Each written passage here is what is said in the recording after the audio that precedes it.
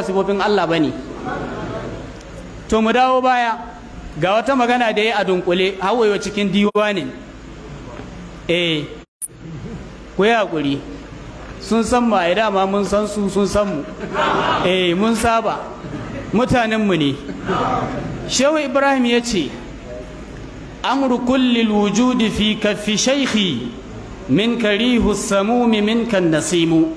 Amru kulli wujudi dukkanin al'amarin halittu kakab fi kaffi shaykhi yana cikin tafin hannun shehi na Shehu Tijjani. Duk abin da kaga halittu na samu wanda yake da alaka da su wai yana hannun Shehu Tijjani. Tsakaninku da Allah wannan sifa waye? Wannan cin mutuncin addini ne ko ba cin mutuncin addini bane? Zagin Allah ne ko ba zagin Allah bane? Suna da hankali? Mu wallahi mun so ai wannan zama za su sha mamaki. Wallahi za su sha mamaki. To sai Shehu Ibrahim ya ce min karihu samumi, idan an samu iska na azaba, duk wata azaba da kaga ta fito to daga Shehu Tijjani ne ba daga Allah ba.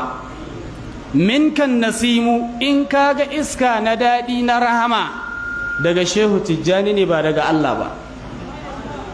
To saboda waɗanga dalilan na cewa ƙutubi shi yake yin komai, kamar yadda malaminsu Ibn Arabi At-Ta'i Al-Hatimi yana da littafi da ya rubuta masa suna Majmu'atur Rasail, wasiƙun shi ne aka tattara, yace dukkanin wani alkhairi yana hannun ƙutubi, kamar yadda malam Murtala ya karanta mana.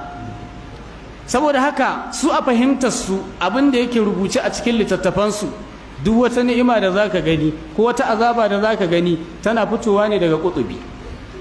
To shi yasa suke son su tabbatar da istigasa da isti'ana ga manzon Allah, saboda mi su samu ƙobar da in musiba ta same su su kira Shehu Tijjani ba wai manzon Allah ba.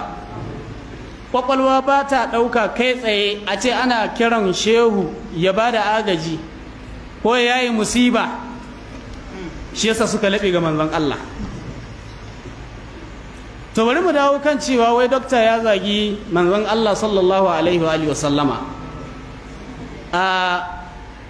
Malam Musa Asadu Sunna hafizahullah ya danna mana wasu saututtuka na wasu shehunai, wasu su zagi ne ga Allah, wasu su cin mutunci ne ga manzon Allah sallallahu alaihi wa sallam. Duk abin da kuka je ya danna akwai shi a littafi, akwai shi a littafi. Kuma zan ba da misali, mu dawo ga shi Shehu Tijjani a cikin Jawahirul Ma'ani ya zo yana magana kan cewa annabi sallallahu alaihi wa sallama ruhinsa shine farkon abin da Allah ya fara halitta, shine farkon abin da Allah ya fara samarwa. Wannan ruhin sai Allah ya raba shi gida biyu, akwai na ɓangaren haske, ƙarƙashin shi aka halicci masu imani, aka halicci aljanna, aka halicci duk wani abu wanda ke da alaka da alkhairi. Sannan ɓangare na biyu akwai ruhi na duhu, shi waye daga manzon Allah, cikin shi aka halicci wuta jahannama, daga gare shi aka halicci shaidanun aljannu. Saboda haka in ka shaidan ma daga manzon Allah aka halice shi. Wannan yana cikin Jawahirul Ma'ani. Wannan zagi ne ga manzon Allah ko ba zagi ne ga manzon Allah ba? Sannan a cikin littafin sa Jawahirur Rasail al-juz'ul awwal, juz'i na farko, yazo yana magana akan matsayin Allah, cewa Allah subhanahu wa ta'ala bal rubbama yatasawwaru rabbul alamin bi suratil insan. Akwai lokacin da Allah zai iya bayyana da sura ta ɗan adam, ba sura shi ta zaman sa mahalici ba, sura ta ɗan adam. Wannan yana nan cikin Jawahirur Rasail. Wannan zagin Allah ne ko ba zagin Allah bane? Kamanta Allah da halitta ne ko ba kamanta Allah da halitta bane? Wa ya fi cancanta a wati tsaye, Dokta ko Alhaji Ibrahim Inyas? To ku kawo mana shi mu tsiye shi, ya ba mu amsar wa'annan baituka, ya ba mu amsar wannan magana da ya yi. Ku ɗauko mana Shehu Tijjani, ya zo shi ma ya ba mu amsa ya kawo dalili ina ne Allah ya tabbatar da cewa wai shaidanu an halicce su ne daga manzon Allah, an halicci jahannama ne daga manzon Allah, ina ne Allah ya faɗi haka?